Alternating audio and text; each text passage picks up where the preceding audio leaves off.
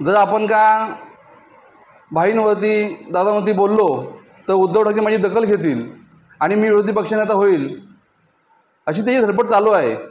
ही धडपड त्याची काही इच्छा त्याची पूर्ण होणार नाही आहे, कारण महाराष्ट्राला आता विरोधी नेता कोण राहिलाच नाही, विरोधी पक्ष शिल्लकच राहिलेला नाही आहे। आज भास्कर जाधवनी बोलतेली भान ठेवायला पाहिजे आपण कोणावरती बोलतोय। आज भास्कर जाधव खरोखर भाईंच्या नकाची तरी भास्कर जाधवला सर येईल का? आज भाईनं महाराष्ट्रासाठी जी कामं केलेत ही प्रत्येक कामं आम्ही सर्वांनी पाहिलेली आहेत। आज भाई शिवसेनेचे नेते म्हणून काम करत असतेवेळी आज फक्त महाराष्ट्रामध्ये प्रत्येक जिल्ह्यामध्ये फिरलेत, अनेक जणांची कुटुंब उभी केलेत।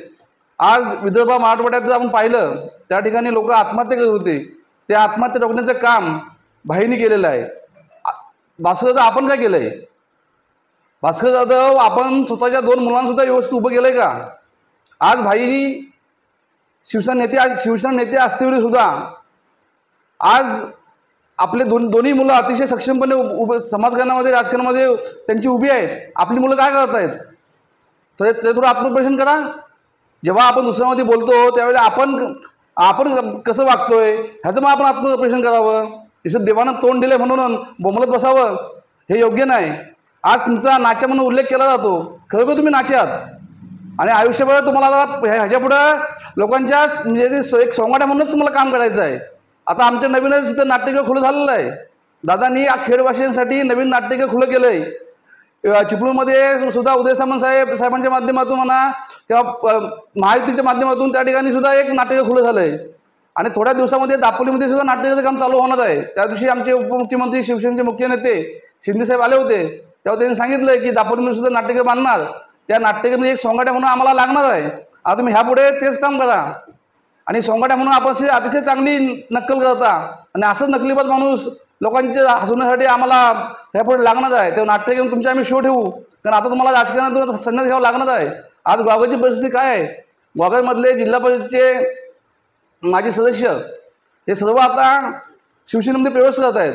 आता उबाटा संपत चाललेली आहे आणि भविष्यात भास्कर जाधव तुमचं नामोनिशाण होणार आहे आणि तुम्ही जर उभा झाला आहे तर तुमचं डिपॉझिट सुद्धा वाचणार नाही, अशी परिस्थिती ह्या ग्वागर मतदारसंघामध्ये नक्कीच यापुढे होणार आहे। तेव्हा आता सावध राहा, तेव्हा बोलतेवेळी भान ठेवून बोला। आज आम्ही गप्पा आहोत म्हणून ह्याचा गैरफायदा आपण घेऊ नका। जर आम्ही तोंड उघडलं तर तुम्हाला सुद्धा ह्या ग्वागर किंवा महाराष्ट्रामध्ये फिरू देणार नाही, हे लक्षात ठेवा। तेव्हा भाईंवरती दादांवरती बोलतेवेळी ते आमचे नेते आहेत आणि नेत्यांवरती बोलतेवेळी आम्ही कधी ह्यापुढे सहन करणार नाही। तेव्हा बोलतेवेळी आपण मर्यादा पाळा। राजकारणामध्ये एकामेकावर टीका होत असतात, पण टीका कशा कराव्यात त्याबद्दल सुद्धा काय काही मर्यादा आहेत।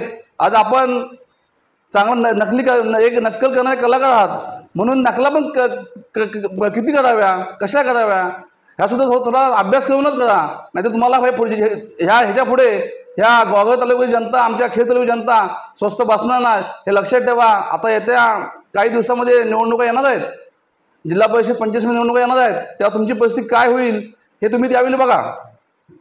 जय महाराष्ट्र। टाइम्स डिजिटलला लाईक करा, सबस्क्राईब करा, शेअर करा आणि बेल आयकॉन दाबायला विसरू नका। पाहत रहा टाइम्स डिजिटल।